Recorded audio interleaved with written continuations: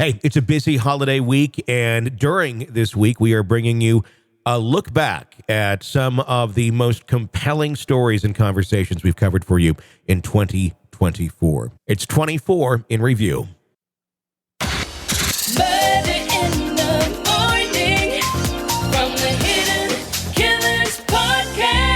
We're seeing a lot of it. Old cases coming back to light because of DNA evidence and the ability to link things that we never had the ability to do before. It's exciting. It's very, I'm trying to think of the word I'm looking for here. It's finding justice for crimes that otherwise would have just been sitting there, never to be solved. Oftentimes there's still people around. Sometimes there's the victims. Sometimes there is the perpetrators themselves that are being arrested. In this case, pretty much everybody's dead, but it's been solved.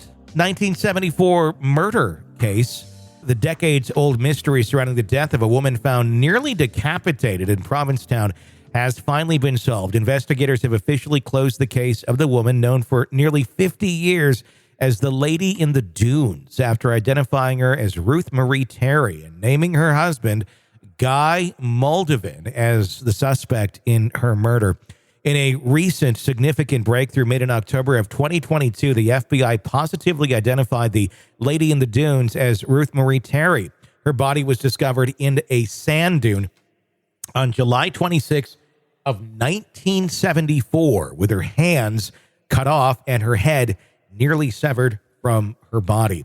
The investigators used investigative genealogy to identify Terry, a resident of Tennessee.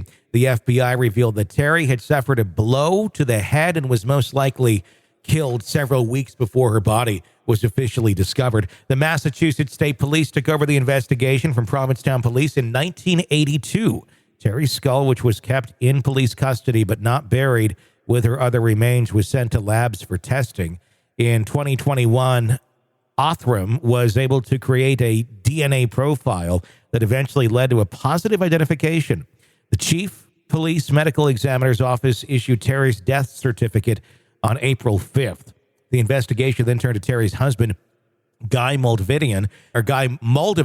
The couple got married in Reno, Nevada in either 1973 or 74, traveled to Tennessee to visit Terry's family.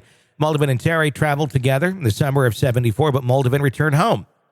He indicated to witnesses that Terry had passed away, but told her brother that they had a fight during their honeymoon and had not heard from her again. The district attorney's office revealed that Muldavin was also believed to be the prime suspect of the disappearance of his ex-wife and stepdaughter in Seattle in 1960.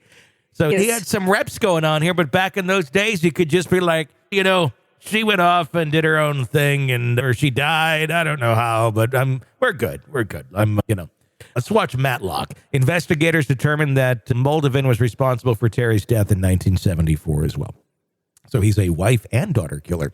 Muldavin, who also went by the names, and when you go by multiple names and you're not in media, that's another one too. Yeah. Muldavin also went by the names Raoul Guy Rockwell, Guy Muldavin Rockwell, died in 2002. In November 2022, Massachusetts State Police announced they were seeking information about him. Detectives investigated the 1960 disappearance of his wife and stepdaughter and later found human remains in a septic tank of their home. Although Muldavin was arrested for unlawful flight and convicted of grand larceny, he was never charged in relation to the Seattle killings. A new article dated December 1st, 1960 reported that Muldavin was arrested in New York City after the mutilated bodies of Manzania Moranis and her 18-year-old daughter, Dolores Ann Marines, were found in the septic tank. The article noted that detectives found dismembered remains in other parts of human tissue. Dolores and Manzana disappeared April 1st of 1960. Muldavin was 78 when he died. They finally have some resolution here, although everybody is long gone. But But here's the thing: they're relatives of these people, I would imagine, and I'd love to dive a little bit further into this and find out.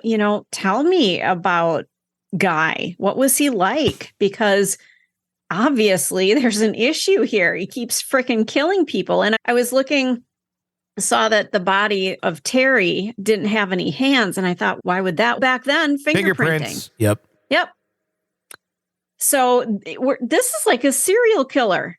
I'm curious too, because I mean, it's so interesting to note how they documented these things back then. Because it's like, yep, we found the body of the mom and the daughter in the septic tank, as well as other human remains.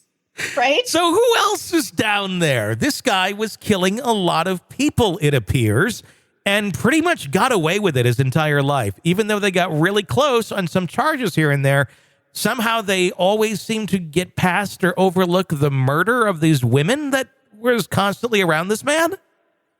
What the fuck? I mean, yeah, apparently, being a detective wasn't a real prolific job at that time, because to us looking back, look at him, look at Guy, the women around him they're missing. There's a problem here. Without a doubt. You got to put yourself in the mindset. What was things like? You were talking about kind of the good old boys club day. You're talking, Mad Men, such era.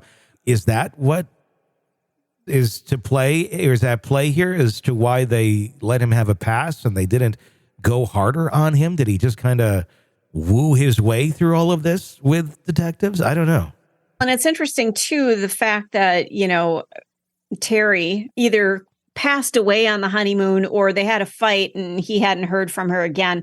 Back then, women didn't just wander off. They didn't have their own bank accounts and their own cell phones and credit cards.